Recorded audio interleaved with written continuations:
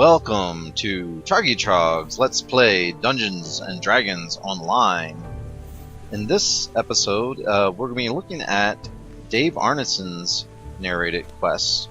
This is the Threnal chain, and so we'll talk to this G.SKILL here, and he'll take us to the Ruins of Threnal, and we just enter into this. It's kind of a wilderness area. In this episode, we'll be using Trixie Pixie, one of my characters here, a level 28 wizard. Probably overkill, but this character has a lot of fun spells, and I thought we'd do something different than last time when I used Dapper Dan. So we're out here. We're gonna basically go around and deal with all these bad guys here, and then work our way to the Ruins of Threnal. This is in DDO. This is considered a wilderness area. I'm using magic missiles here against these giants. Yeah, my magic missiles are pretty powerful. So this is a this particular character. I'll show you my hotbars here. This is a shoddy, so I generally run around with this shoddy stance on. It's an epic destiny that I run in. Along with my character class, I also have an epic destiny set of skills. So, and I am a pale master. That's why you see this little steamy stuff coming off of me. That is, you can take a look here. My eyes are glowing. Anyway, Pixie is a pale master, so she's a lich basically.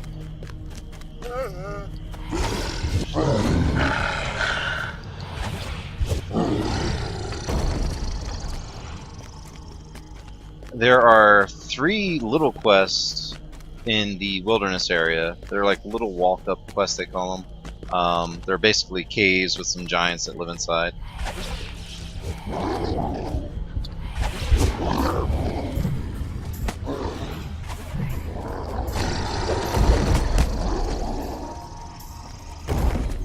And because I'm undead, I have a lot of necromancer type spells, and one of the spells I use a lot is Wail of the Banshee, which I just used there. But anyway, we're going to get over here to the Ruins of Threnal. This is the ruins area here. You have a lot of NPCs here. Basically, this is on this side of the wall, looking out here, this is all hostile territory. If you go through here, through this doorway, the enemy will follow you if you're not fighting them, if you're just running and they chase you. But eventually they'll rubber band back to their spawn points. And you have a lot of NPCs here to talk to. This is the tavern here, and you have quest givers all about. Quest givers down here at one of the excavation sites. There's 3 excavation sites, so we'll look at those real quickly. This is the ruins, the western ruins. So that's the western dig site. There are 3 quests in there. I think there's 9 quests in total, if I remember correctly. So there's 3 quests in there. Then there will be 3 quests towards the end of the chain over here. This is the last part of the chain, actually, I believe. So the southern ruins. And our quest giver for that will be somewhere over here. I thought, yeah, it's Zavira, I believe. And then we'll go to Sal. I think his name is Sal Danak. He is over on this side, and he is the main chain giver. That's why he has this chalice with this big circle over his head. This guy will give you the full chain. Now there is a way to skip some of the chain if you want to repeat this. What you would do, pull up my quest journal here. What you would do is go to Threnal on your quest journal. It's done just Threnal, and you have a western excavation site, an eastern excavation site, and then Threnal, the full one. Now, you could just abandon the whole thing and then restart it if you've already finished it. if you wanted to repeat the chain for a new chain reward. And the reason I'm telling you this is it's a kind of a trick to kind of avoid the coil quest. To do that, you what you do is you abandon the western dig site, I believe, and then don't abandon the eastern dig site. This is the one where you have to protect Threnal. I'm sorry, Coil. So you have the Threnal library, escort the expedition, and then this hold for reinforcements. It's probably the most dreaded and hated quest in the game, because basically because you have to protect a guy that his name's Coil, and he'll get himself in trouble. He can get killed pretty easily, and if he dies, you have to start over. It's a 15-minute timed quest, so it's a clock that starts at 15 minutes and times down to 0, and you have to keep him alive for 15 minutes while you're fighting waves of attackers. So basically, the way you do it is you tell the guy to go to sleep. He goes to sleep. You buff him with like invisibility and blur and a lot of different spells, and hope that he doesn't get hit. Anytime he gets hit, he'll wake up out of sleep, and then you have to go talk to him again and put him to sleep. So he generally runs around and gets himself in trouble. And if you're not watching him, he can die. And it's one of the more annoying quests in the game. But anyway, this is the Threnal quest. So what you want to do is not repeat this particular part of the chain, the eastern excavation. So you would not abandon this. What you would do is abandon the western dig site, and abandoning that would start over the sorry, I'm showing Threnal Arena, aren't I? You don't have to do Threnal Arena, but the western dig site, the eastern dig site, and then there's a southern dig site. So how I have it set up right now is I have it where the western dig site, I believe, has been abandoned. It's not completed, so then I would have to start it over. That would be the beginning of the full chain. But because I need to do all this to show you guys everything, we're gonna basically abandon this one as well. So we go to, I think we just basically go to the eastern one and abandon it, which I hate to do because I hate the coil quest, but we're gonna do that so you guys get to see it. So anyway, we'll do that. We'll abandon this one as well, and then okay, I think we're good. So then we talk to this guy. I'm gonna say repeat that.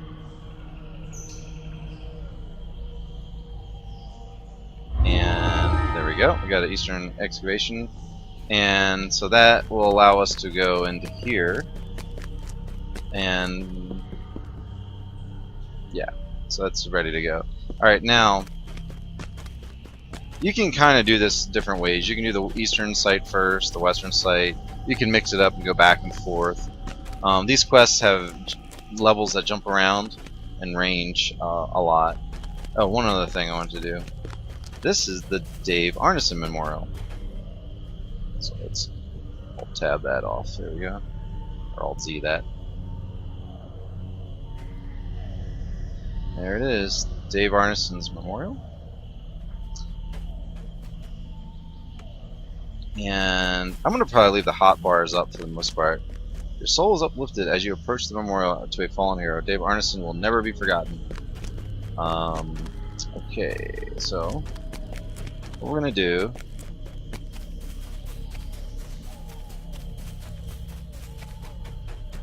oh, by the way, this little skeleton is following me. That's my he's kind of like a little hireling kind of follower thing that I get with my enhancements. It's my skeletal knight. It actually has this hotbar up here, so it works like a hireling. I can move the hotbar around it.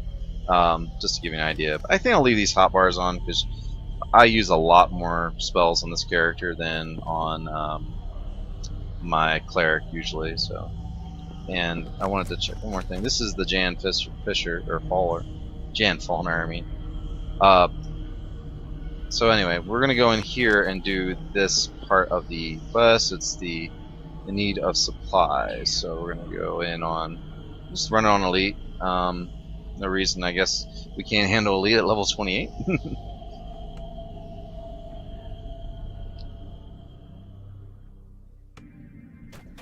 Alright, so what we'll do first is we'll buff up. A little lag there.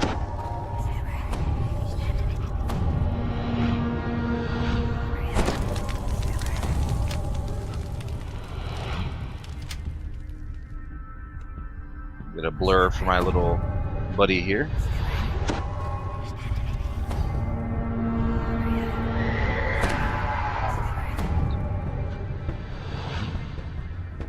I'll bring in a Hezrah as well. Why not? Let's overkill it, right? Okay, so one thing to note is, as a Pale Master, is you have this Death Aura spell, and that basically it keeps you alive. It's an aura that. A layer of dust and cobwebs covered the floor and walls of the excavation. It seems less like a new project than one recently resumed. And there's Dave Arneson's voice. Let's see if we can turn that up a little bit. Let's see here. You guys want to kill that guy for me real quick? Of course they don't. We'll turn the volume up on the narration here in a second. Okay. So, if I can get that to open up. Interesting. There we go. Main menu. Alright, let's get our options. So we'll turn up the DM narration a little bit so you can hear that. That should be good. Yeah, the Death Aura also does damage to everything around me, basically. So if it's unless it's undead, then it will actually heal undead creatures. So our goal is to, let me move this a little bit. Our goal is to deliver the supplies to Durward, and then kill enough of the monsters to establish a safe route for future supplies.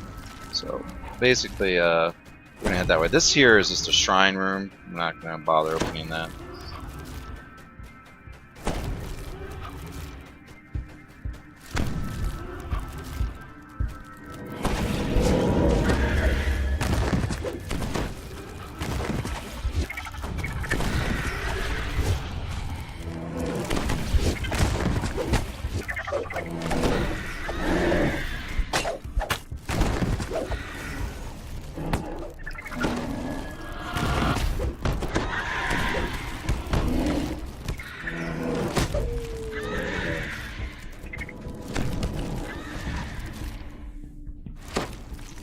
Basically, yeah, you just go run around and you kill stuff, so look for anything that you can kill. There's methods here, we can probably just banish these.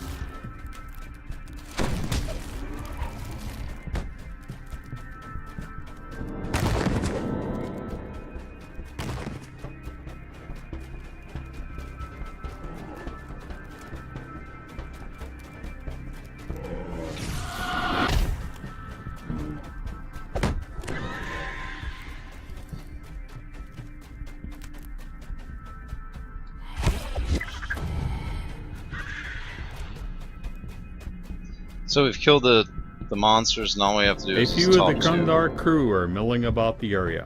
A large pile of rocks seem to block the tunnel at the end of the room. So now we have to just talk to Durward.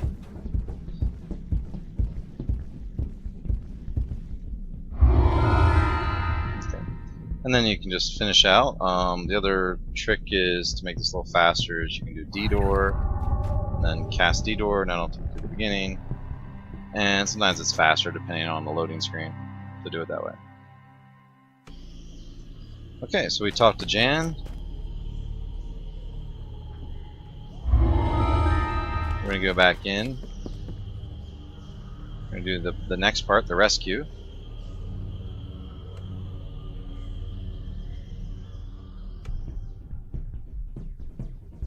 Let's see here. Let's turn off my quicken. I don't think I'll ever run out of spell points here, but it saves a little bit.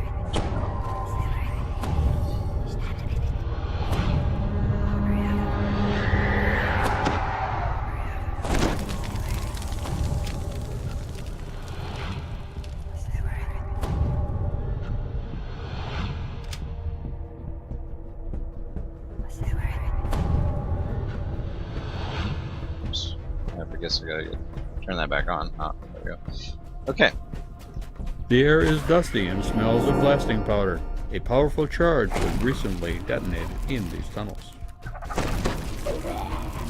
So one spell you can use a lot, you know, at this level when you're in this quest is Firewall, Ice Storm, Acid Rain, things like that.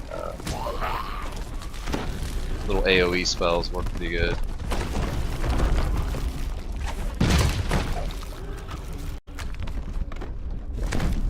Oh, so I have Empire target is fine.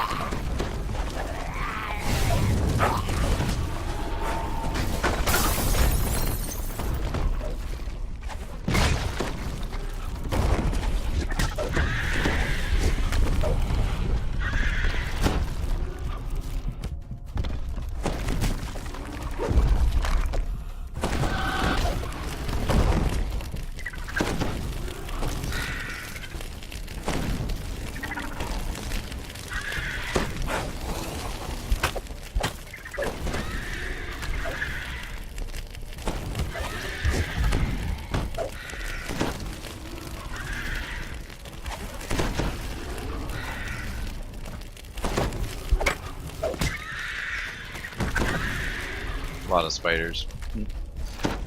It's a good thing to go through. I think some of this stuff does respawn when you get to the second part. Maybe it's the third part. That's the second part, I guess. The good thing to do, though, is to kind of clear all the trash out. Because basically what you're going to be doing is finding Durward and then protecting him and escorting him back to the beginning of the quest. And so you're going to have to run past a lot of this stuff, so you generally go through and clear out most of the trash if you can. So it just, and like I said, some of the stuff will respawn, and so you'll still have to deal with it, but it's good to get most of the trash removed, just in case. It's kind of like the coil quest, just not as problematic, because you can tell him to stop, and he doesn't have to follow you constantly.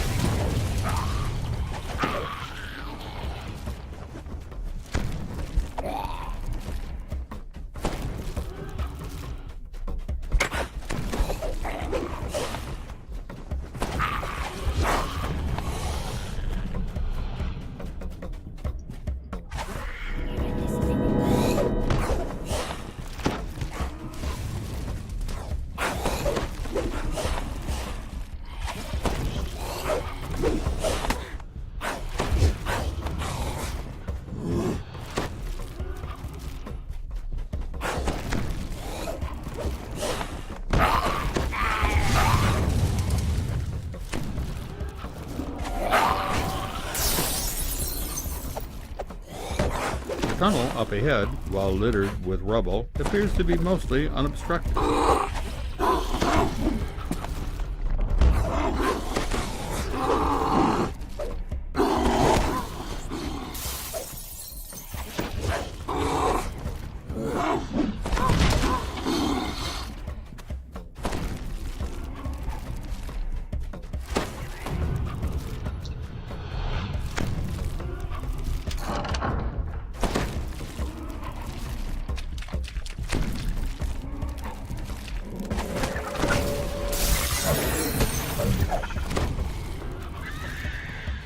So there's a shrine here. I often make sure I try to keep this lever open when I come through, just because otherwise you're going to have most likely the need to use a shrine, and especially if somebody dies in the party and they need to get their soul over to the resurrection shrine, they won't be able to access it. So it's my little rule of thumb: always open the shrine doors if you can.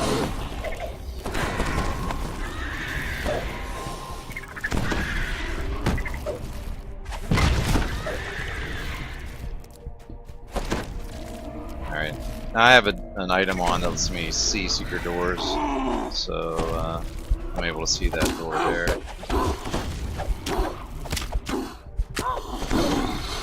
this lever here opens up a door where Durward is being held. There's also, in this chain, there's a good chance to get like lightning splits sorewoods.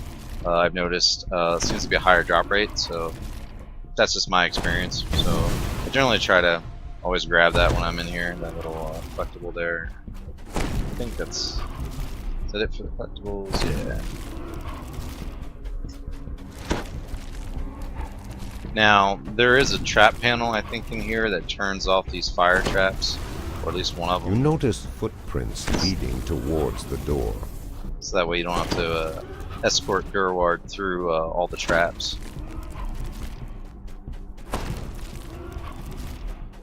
And then there's breakables back here. I'm just showing you that there are breakables in different areas. You need to keep your eyes out for if you're doing that for XP at level. Alright, so here's Durward. We'll say stay here for now.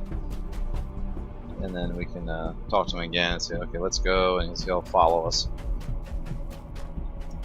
The idea is to basically buff him up. So we'll say stay here, grab our loot. We'll loot our stuff, and what I'll do is I'll tell my little skeletal knight to guard him. Now we'll come back to him in a second. The idea is basically, see, once you have him as a follower basically for this part, and you're starting to escort him, everything starts to respawn and refill. So we need to go through the dungeon and fight all this stuff basically all over again.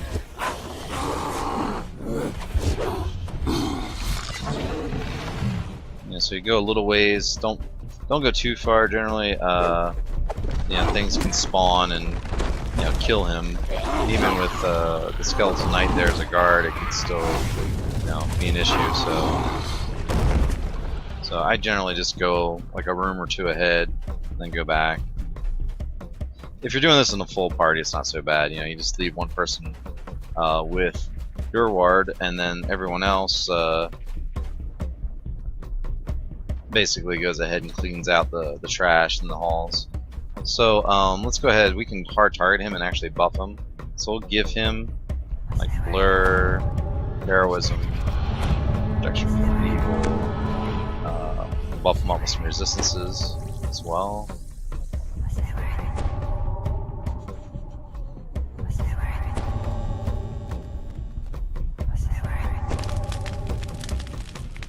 And then one other thing we can do after we rage him, I'll give him some more hit points.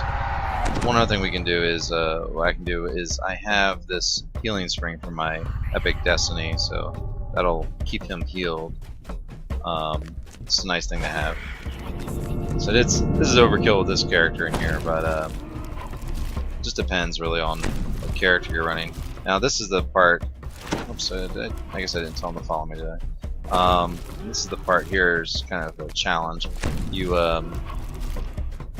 It's not gonna be so bad because he's fine, but at level, the challenge is not to get him to run into the traps. Basically you don't want him taking damage. So the idea is just to keep him along the walls, avoid some of these damage spots. So he'll walk right into that because he's being silly. And you can always hard target him if you're curious about his hit points. The idea where he is, hit point wise.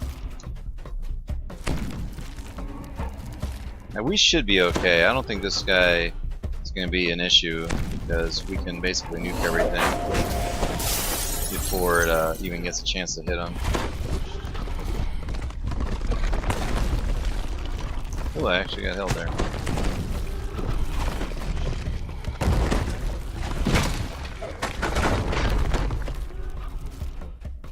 But the idea is basically just, try to keep him in view, make sure he's not getting killed.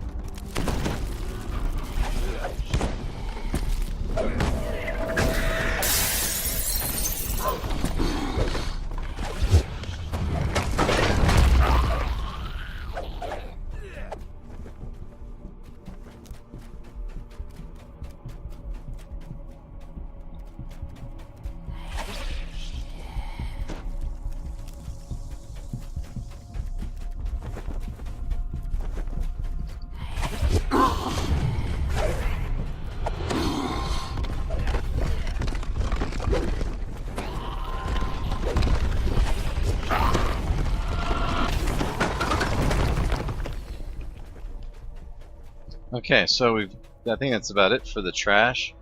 And so we just take them to this entrance, and that finishes the quest.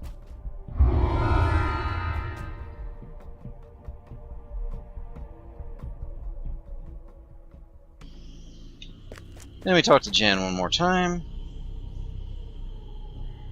We can do a diplomacy check here. If you have diplomacy, you'll get a potion.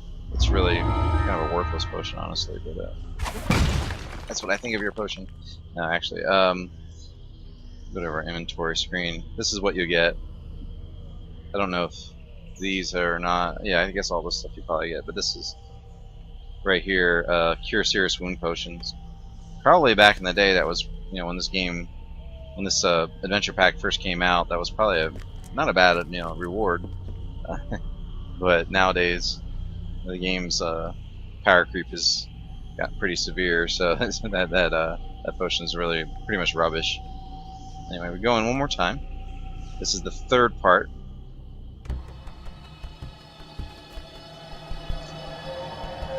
This is actually a longer quest out of the 3 in this dig site.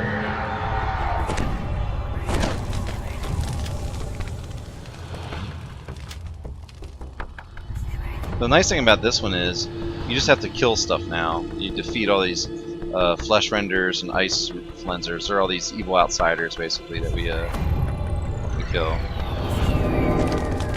You hear rushed footsteps echoing up and down the excavation walls. It sounds like creatures from the deeper tunnels have overrun the upper level.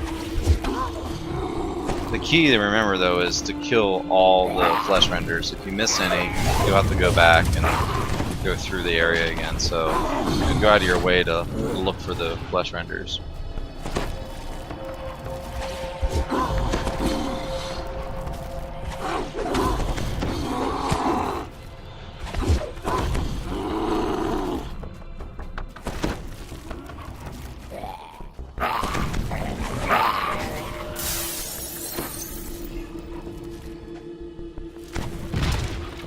Ah, that didn't hit it. Boulder toss does that, it misses it once in a while.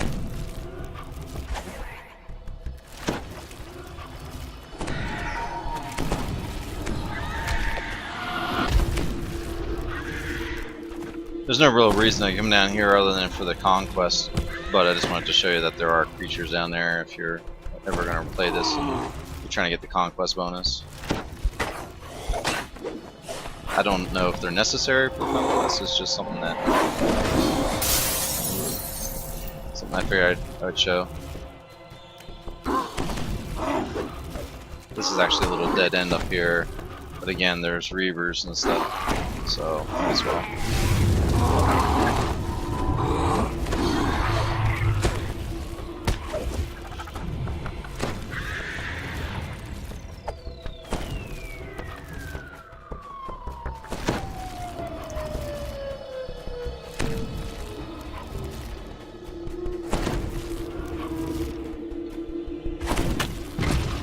The reason I jump up with the boulder toss attack, which is it's basically a free attack that I have with one of my Epic Destiny abilities, is that if you stand still, a lot of times it'll and you fire it from standing on the ground, it'll just go right into the graphics. It won't actually hit the target. So that's kind of why you see me jump up in the air. I do that with other spells too, mainly because I get less interruption as soon as I cast faster when you're in the air. So you'll see in this game, a lot of people jump in the air to cast spells. Just kind of how it works. It seems to be when you're running, you get slower than when you're in the air. You get less interruptions, and generally it's a good practice to get into if you're going to play a caster in this game.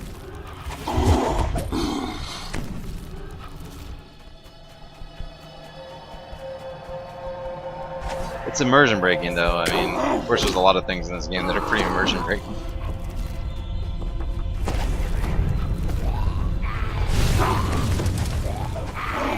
So this room here, I would just gather everything up and hit them with one spell. That usually would take most of them out.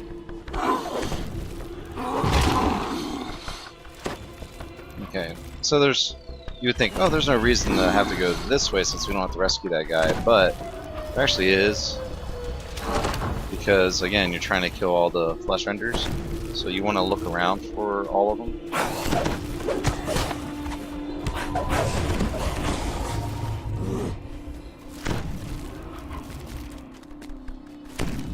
And there's a couple in here.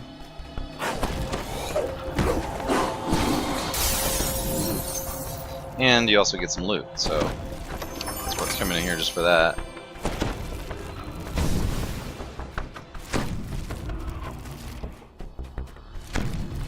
don't think there's any other collectibles down here. But we do have a bag, so we might as well pick that up. This is actually one of my favorite quest chains, even though the quill part of it is something I hate. The rest of the chain is actually kind of fun. And that level gets some pretty decent XP. A lot of people complain about the XP for this, and I know they changed some of the XP rates for some quests, but the XP for this quest was really never really, or these quests I should say, was really never that bad. I don't know if the XP report will show you the actual amount. Yeah, because I'm not at level, so. But it's actually not bad. So something to consider. I like this quest because it has a flavor to it. This whole chain has a flavor to it that isn't that dissimilar to some of the other free-to-play quests. This is an actual pay-to-play quest chain, but it's just something about it. I don't know if it's just Dave Arneson's, kind of goofy voice, but it's nostalgic, I guess, for me, and so I enjoy it.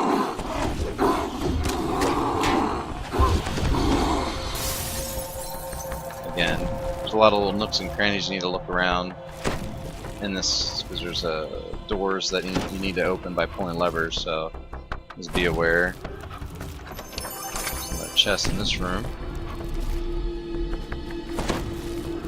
Now, what door we're trying to open was this one, but there's also another door. I'll show you in a second here.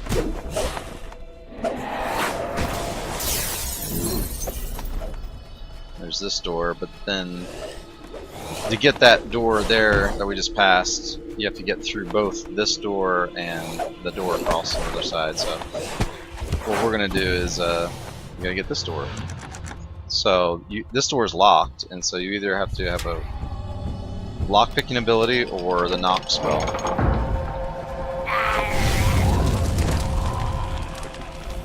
And we have a chest in here.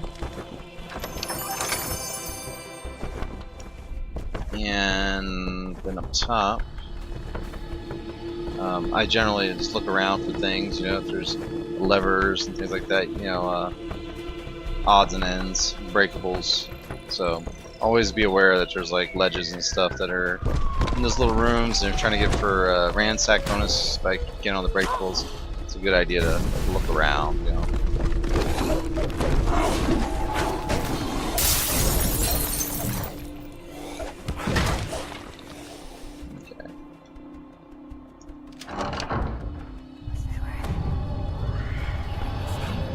This room here, you have a ladder to get back up, but you need to actually go down. An unnaturally icy draft swirls up from the stairs. Let's see, there's breakables below. Let's see if we can kill this guy with this cold damage that I do. See, he's immune to that. He's not immune to that, so.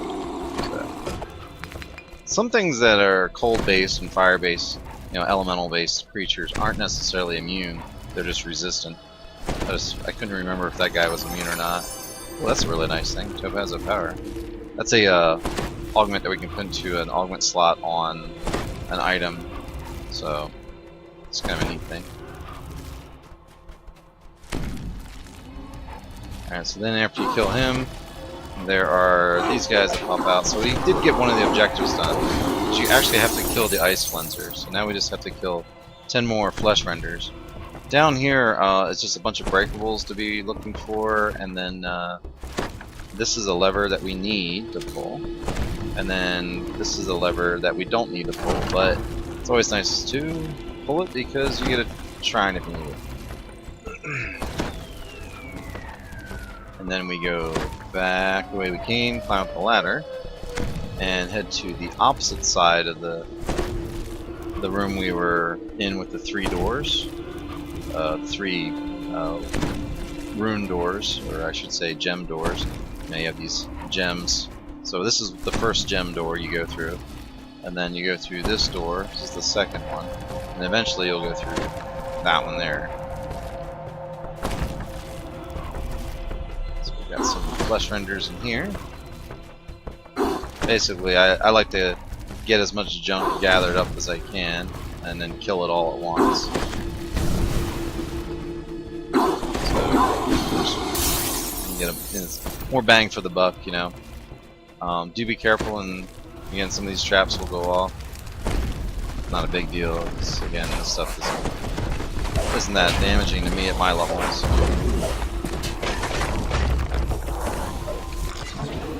So we did a whale of Banshee there. This room, oh, this was one guy in here. So. This room here has a lever here, I believe. And you have some breakables like in the corners. Again, always look around for the breakables.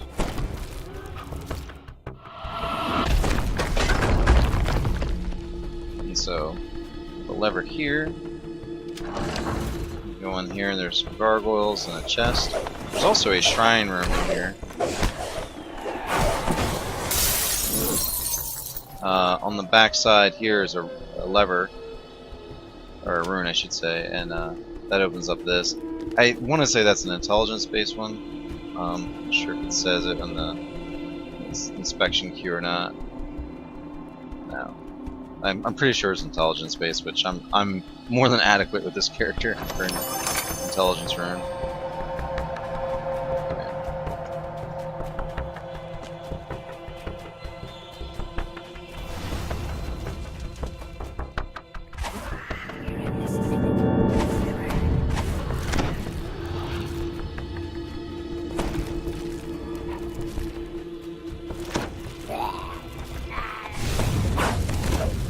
It's funny, I cast haste a lot on this character. Well, generally, I think a lot of people do in this game. You know, people use haste pots and such. I want to say that I don't know. I don't remember if I'm 100% accurate here, but I seem to remember reading somewhere in the older school. There is something disturbingly evil about this room. The blood on the floor hints at a variety of horrors. The older school games, like First Edition, OD&D, you know, the older, you know, basic D&D. I want to say that haste pots, when you used a haste potion or a haste spell, that you aged a year each time you cast it, or there was a chance for that to happen, or something like that. It's been a while since I used a haste spell in those games, but I think that's how it works. All right, so that's all these flint. Now, if you wanted to have some fun, another way to kill these guys is to pull this lever and you get these blades that pop out, and they do damage to both you and the enemy. So I took some damage there, but not a big deal. You can turn it on and off. It's basically a sacrificial room, I guess, where you slaughter these things to summon some, you know, greater outsider, probably. And then this is the Threnal ceremonial blade. That you can use later on a little side quest. Basically, you turn it into a better weapon. It's either you can turn it into a dagger or a longsword, I think. Anyway, we'll go ahead and detour out. Done this, and we'll move on to the next one.